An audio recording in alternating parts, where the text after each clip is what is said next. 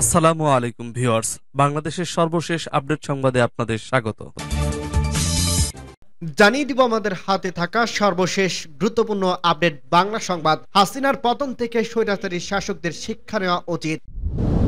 জানিয়ে দিব সিদ্ধিরগঞ্জে হাসিনা কাদের সহ 158 জনের নামে হত্যা মামলা।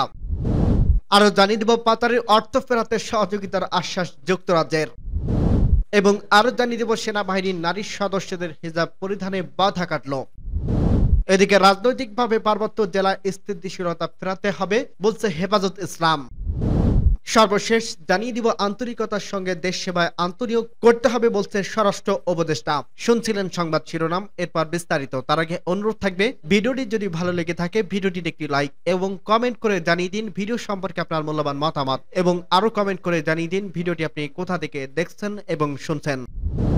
হাসিনার পতন থেকে স্বৈরাচারী শাসকদের শিক্ষা নেওয়া উচিত। বঙ্গবন্ধু শেখ মুজিবুর রহমানের কন্যা শেখ হাসিনা ছিলেন বাংলাদেশের রোহম মানবী শাসক। গত 15 বছর ধরে তিনি স্বৈরাচারের মতো দেশ শাসন করছেন। শেখ হাসিনা চরম অহংকারের সঙ্গে দেশ শাসন করছেন এবং তার দৃঢ় বিশ্বাস ছিল তিনি অপরাজয় এবং তিনি কেবল অপ্রতিনিধিতভাবে শাসন করার জন্যই জন্ম নিয়েছেন। তবে শেষ পর্যন্ত তার এই দ্বন্দ্ব আম্বিকা দাসের ঘরের মতো ভেঙে পড়ছে। সরকারি চাকরিতে কোটা সংস্কারের বিরুদ্ধে করা শিক্ষার্থীদের তীব্র আন্দোলন শেষ পর্যন্ত তাকে দেশ ছেড়ে পালিয়ে যেতে হয়েছে। ঢাকায় শাসন ব্যবস্থা পরিবর্তনের অন্যান্য দেশের শাসকদের জন্য খুবই গুরুত্বপূর্ণ কিছু শিক্ষা রয়েছে বলে জানিয়েছে তারিক আকিল নামে পরিচালিত একজন ঐতিহাসিক অধ্যাপক। দেশটির সংবাদ মাধ্যম পাকিস্তান অবজারভারে লেখা এক নিবন্ধে তিনি লিখেছেন, হাসিনার অধীনে বাংলাদেশের সবসময় ভারতের মোদী সরকারের সার্বিক সমর্থন ও সহযোগিতা পেয়েছিল এবং এক পর্যায়ে বাংলাদেশে কার্যকরভাবে তার শক্তিশালী প্রতিবেশী ভারতের একটি স্যাটেলাইট দেশে পরিণত করছে।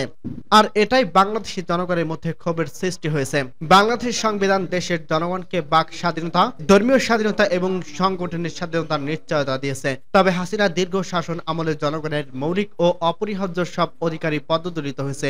এর পরিবর্তে সন্ত্রাসের রাজত্ব, কঠোর কারফিউ, রাজনৈতিক বিরোধীর গ্রেপ্তার, সামাজিক যোগাযোগ মাধ্যমের নিষিদ্ধ এবং শিক্ষার্থীদের প্রতিবাদে আন্দোলনকে দমন করার জন্য অতিরিক্ত ক্ষমতা প্রয়োগের জন্য হাসিনা দায়ী ছিলেন। তিনি পার্লামেন্টে নিরঙ্কুশ সংখ্যাগরিষ্ঠতা উপভোগ করছিলেন, আর তাই তার বিরুদ্ধে অনাস্থা ভোট আনা সম্ভব ছিল না। আর এ কারণে তাকে ক্ষমতা থেকে অপসারণের একমাত্র উপায় ছিল হয় তাকে পদত্যাগ করতে বাধ্য করা অথবা সেনাবাহিনীর মাধ্যমে সামরিক আইন জারি করা। তবে কেবল শিক্ষার্থীদের দৃঢ় শক্তি এবং বাংলাদেশের জনগণের ইচ্ছার ফলে বাংলাদেশের শেখ হাসিনা সরকারের পতন হয় এবং গত 5 আগস্ট শেখ হাসিনা সামরিক হেলিকপ্টার করে দ্রুত ঢাকা থেকে পলায়ন করেন এবং ভারতে আশ্রয় নেন। বিশ্বের স্বৈরাচারী শাসকদের বাংলাদেশের ঘটনা থেকে শিক্ষা নেওয়া উচিত। সূত্র পাকিস্তান অবজারভার।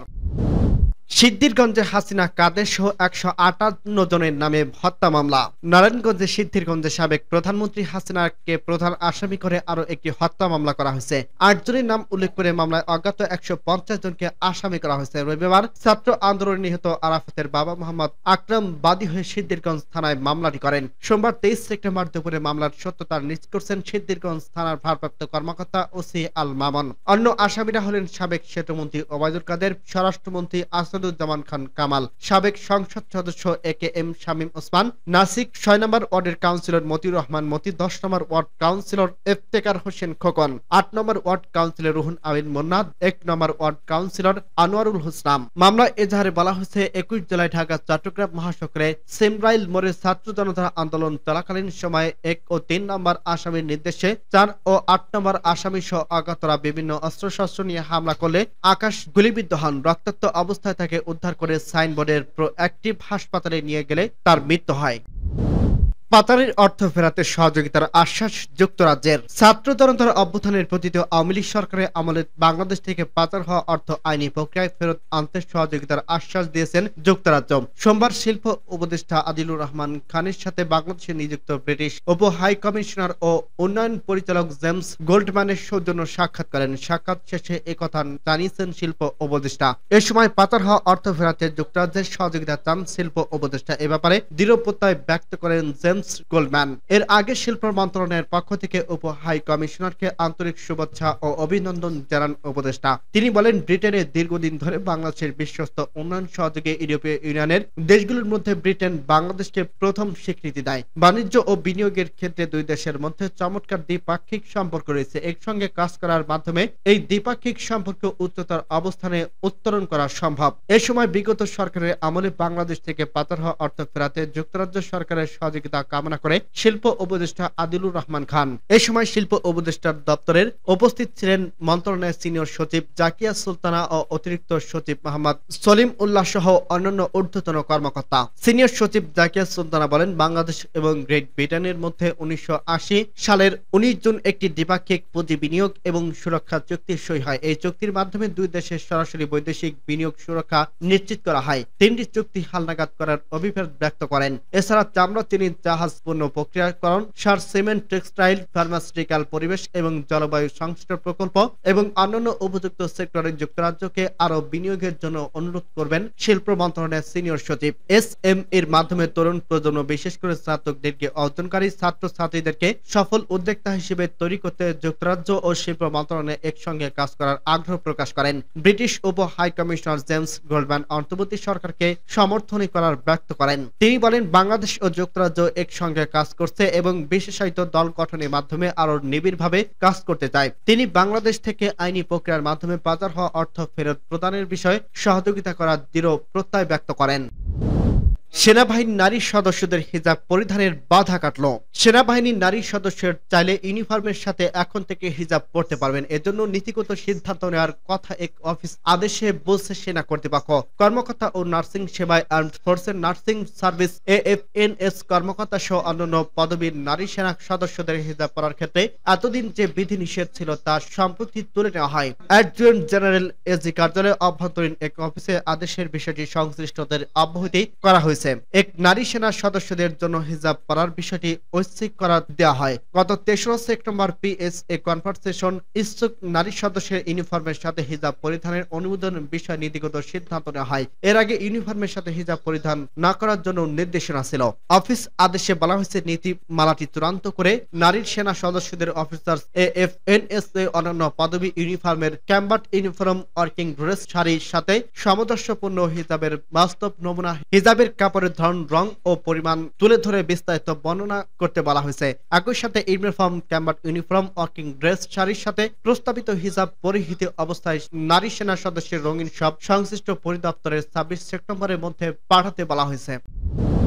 রাজনৈতিকভাবে পার্বত্য জেলায় স্থিতিশীলতা ফেরাতে হবে বলছে হেফাজত ইসলাম। পার্বত্য চট্টগ্রামের শান্তি ও স্থিরতা ফেরাতে সম্মিলিত রাজনৈতিক উদ্যোগ নেওয়ার আহ্বান জানিয়েছে হেফাজত ইসলাম বাংলাদেশ। সোমবার ২৩ সেপ্টেম্বর এক বিবৃতিতে এ আহ্বান জানান হেফাজত ইসলামের আমির আল্লামা শাহ মহিবুল্লাহ বাবিনগরী এবং মহাসচিব মাওলানা সাজিরুর রহমান। বিবৃতিতে তারা বলেন, পার্বত্য জেলায় চলমান অস্থিরতাকে আমরা বাইরের আধিপত্যবাদী ষড়যন্ত্রের ধারাবাহিকতা হিসেবে দেখছি। এই অস্থিতিশীল পরিস্থিতি শান্ত করতে আমরা অন্তর্বর্তী সরকার সম্মিলিত রাজনৈতিক উদ্যোগ গ্রহণ করার আহ্বান জানাচ্ছে। অভিজ্ঞ রাজনৈতিক দলগুলোর সাথে বসে সলা পরামর্শ করুন। পার্বত্য জেলার নিরীহ বাঙালি ও উপজাতির সবাই আমাদের ভাই বোন, সবাই বাংলাদেশি। তাদের মধ্যে সমঝোতা ও শান্তি প্রতিষ্ঠায় সেখানকার স্থির ও দেশপ্রেমিক রাজনৈতিক পদক্ষেপগুলোর সাথে আলোচনায় বসে সমন্বয়পূর্বক কার্যকর পদক্ষেপ নিতে হবে। হেফাজত ইসলাম বাংলাদেশের নেতারা বলেন, পার্বত্য অঞ্চল নিয়ে দেশি বিদেশি চক্রান্তের বাস্তবতা নিয়ে আমাদের রাষ্ট্রীয় অখণ্ডতা ও সার্বভৌমত্ব রক্ষায় প্রশ্ন হয়ে দাঁড়িয়েছে। পার্শ্ববর্তী রাষ্ট্রের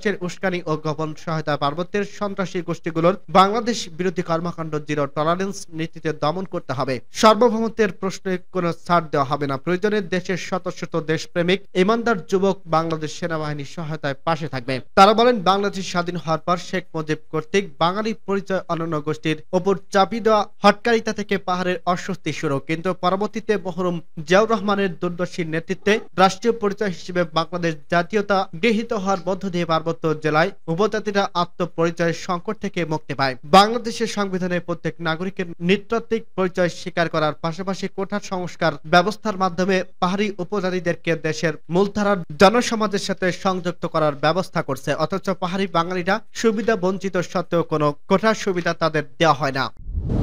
আন্তরিকতার সঙ্গে দেশ সেবায় আত্মনিয়োগ স্বরাষ্ট্র উপদেষ্টার আহ্বান। দেশপ্রেম ও আন্তরিকতার সঙ্গে দেশ সেবায় আত্মনিয়োগের আহ্বান জানিয়েছে স্বরাষ্ট্র উপদেষ্টা লেফটেন্যান্ট জেনারেল মোহাম্মদ জাহাঙ্গীর আলম চৌধুরী। সোমবার বিকেলে সচিবালয় স্বরাষ্ট্র মন্ত্রণালয়ের সম্মেলন কক্ষে বহিরাগমন ও পাসপোর্ট অধিদপ্তরের সহযোগী পরিচালক পদে নবায়ন দানকৃত 20 জন কর্মকর্তা ওরিয়েন্টেশন অনুষ্ঠানে এ আহ্বান জানান উপদেষ্টা। প্রধান অতিথির বক্তব্যে স্বরাষ্ট্র উপদেষ্টা বলেন, এখানকার নিয়োগপ্রাপ্ত কর্মকর্তারা তুলনামূলক মেধাবী, তাই মেধাকে কাজে লাগিয়ে দেশ সেবায় আত্মনিয়োগ করতে হবে।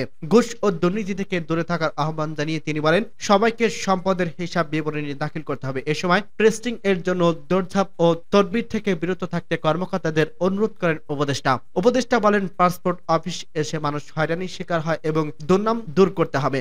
মানুষ যাতে সঠিকভাবে সেবা পায় সেদিকে লক্ষ্য রাখতে হবে। তিনি বলেন, আপনাদের মনে রাখতে হবে আপনারা স্বরাষ্ট্র মন্ত্রণালয়ের সুরক্ষা ও সেবা বিভাগের আওতাধীন বহিরাগমন ও পাসপোর্ট অধিদপ্তরের কর্মকর্তা, সুতরাং নামের সাথে মিল রেখে সেবায় মানসিকতা নিয়ে কাজ করতে হবে। ওরিয়েন্টেশন অনুষ্ঠানে স্বরাষ্ট্র মন্ত্রণালয়ের সুরক্ষা সেবা বিভাগ সিনিয়র সচিব মোহাম্মদ মশিউর রহমান চৌধুরী, এনডিসি এবং বহিরাগমন এবং পাসপোর্ট অধিদপ্তরের মহাপরিচালক মেজর জেনারেল মোহাম্মদ নুরুল আনোয়ার উপস্থিত ছিলেন।